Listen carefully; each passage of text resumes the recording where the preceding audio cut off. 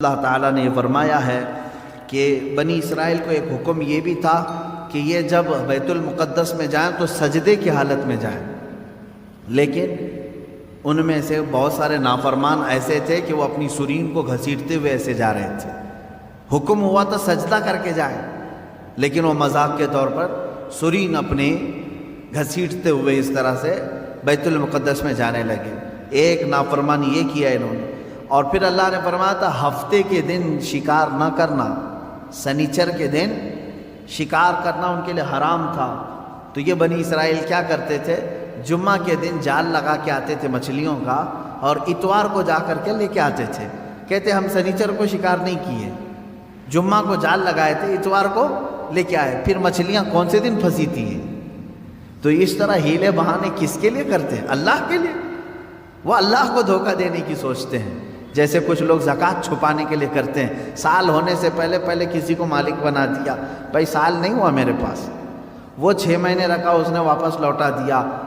تو یہ بنی اسرائیل کی وہی حرکتیں ہیں میرے عزیزو، اللہ کا عذاب آئے گا ان چیزوں پر۔ تم ایک دوسرے کو چھپا سکتے ہو بہت ساری باتیں، لیکن اللہ رب العزت سے کوئی چیز نہیں چھپے گی، تمہارے دلوں کے حالات سے وہ باخبر ہے۔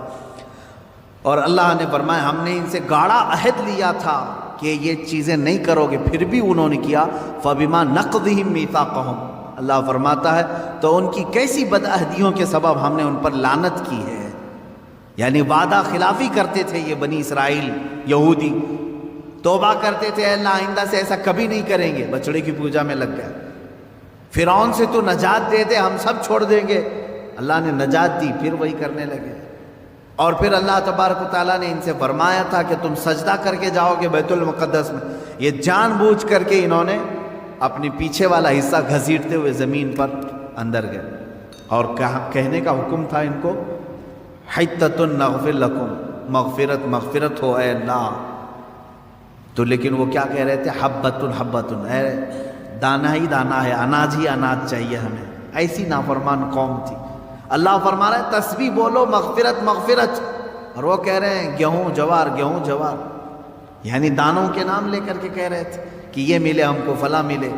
تو یہ نافرمانیوں کے سبب اللہ تعالیٰ فرماتا ہے ہم نے ان پر عذاب نازل کیا، ان پر لعنت کی، اس لیے کہ وہ آیات الہی کے منکر ہوئے، اللہ کی آیتوں کے منکر ہوئے۔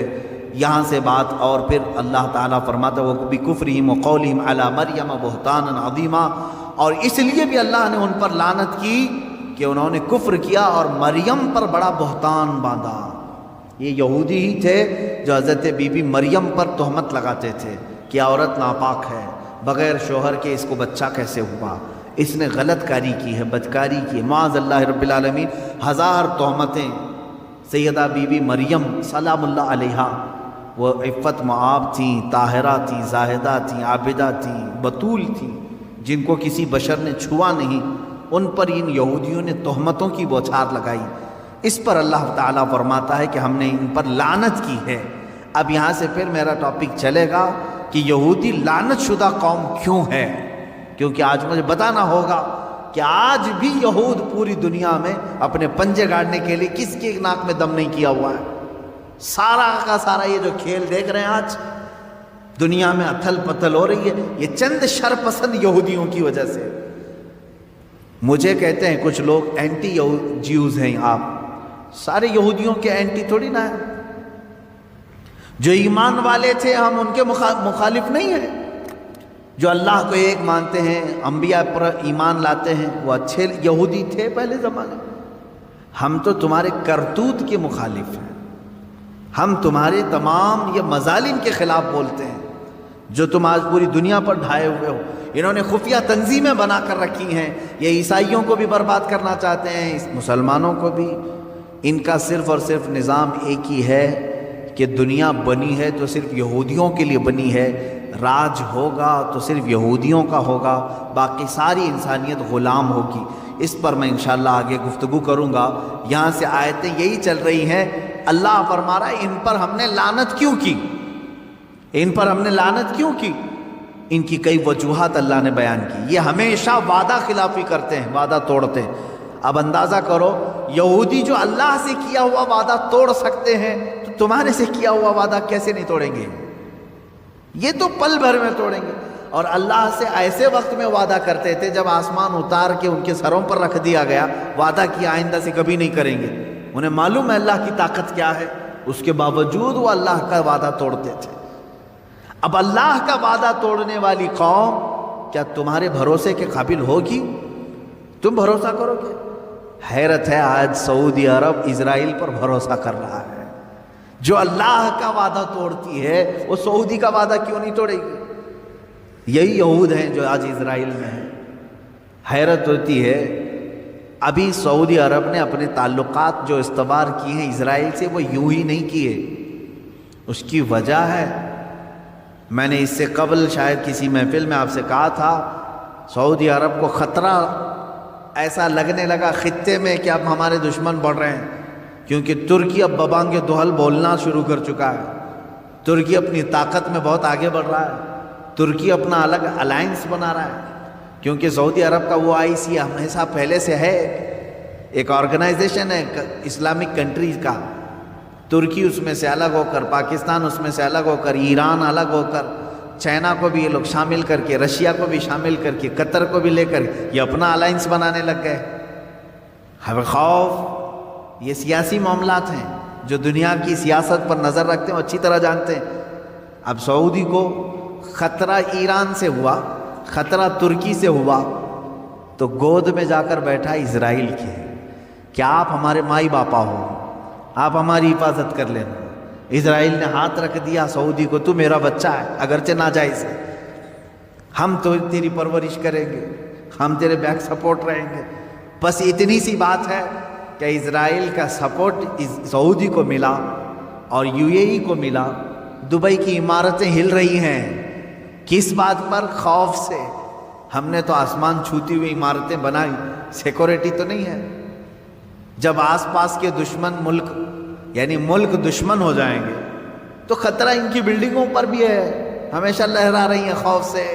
تو ظاہر سی بات ہے کسی ایسے کا ہاتھ ان کو چاہیے، لیکن انہوں نے کس کا ہاتھ پکڑا؟ اسرائیل کا ہاتھ پکڑا۔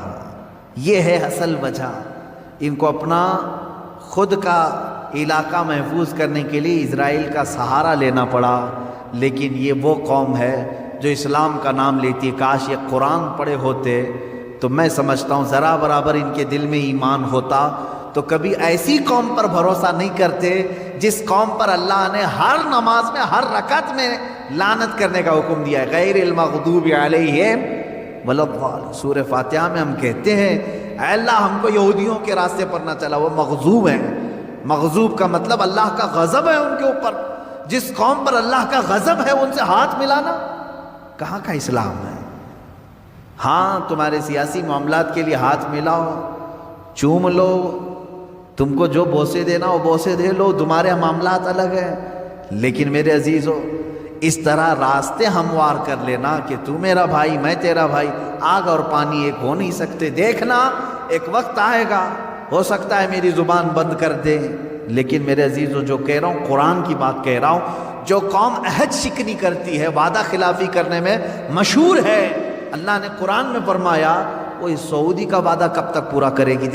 دیکھو آپ انتظار کرو، ان کے اوپر جو ہاتھ رکھا ہے یہ کب تک رہے گا؟ جب تک اس کا خود کا مفاد رہے گا اس وقت تک اس کا ہاتھ رہے گا، اور جہاں ان کا مفاد ختم ہوا ان سعودیوں کو بندروں کی طرح نچائیں گے اور جیلوں میں ڈالیں گے۔ اس خطے پر وہ خود قابض ہوں گے، کیونکہ ان کا خود کا خواب ہے کہ ہم کو گریٹر اسرائیل بنانا ہے جو مدینے تک جائے گا۔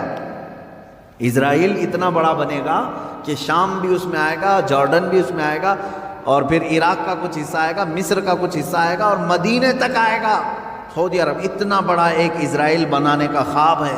آپ میپ دیکھ لیں گریٹر اسرائیل کا، اس میپ کے پر وہ کام کر رہے ہیں، محنت کر رہے ہیں، اور سعودی عرب یہ سوچ رہا ہے کہ ہماری یہ سیکورٹی کے لیے ہمارے تک آ رہے ہیں، چند دنوں کے بعد تمہاری کرسیاں ہل جائیں گی، اور اللہ رب العزت ہلائے گا۔ کیوں نہیں؟ اس لیے کہ پوری امت مسلمہ کے ساتھ تم نے دھوکہ کیا ہے۔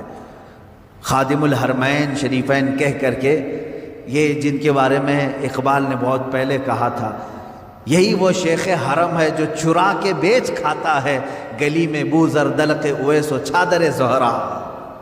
یہ اقبال کا قول ہے. یہاں جتنی مقدسات تھی ان کو بیچ کر کھانے کے لیے بیٹھا ہوا شیخ حرم ہے. یہ در حقیقت یہ نہ خادم الحرمین ہے، نہ خادم الاسلام ہے، نہ خادم المسلمین ہے. یہ تو صرف خادم الیہود ہے. خادم الیہود ہے، وہ جو کہے اس پر عمل. اب یہاں سے قرآن کی آیتیں اسی پر چلیں گی.